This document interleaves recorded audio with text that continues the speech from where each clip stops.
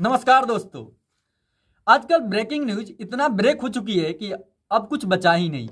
हर 10 minute में बड़ी खबर, सबसे बड़ी खबर और महा बड़ी खबर। अरे भाई, अगर सबसे बड़ी है तो असली सबसे बड़ी कौन सी है? कभी कभी तो लगता है ब्रेकिंग शब्द का मतलब ही बदल गया है।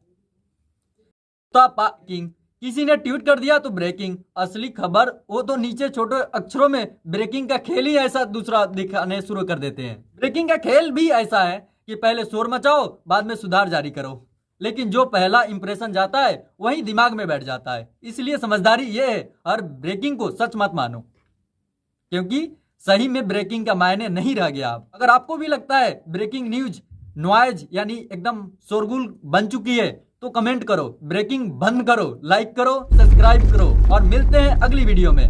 मैं हूं मुकेश कुमार।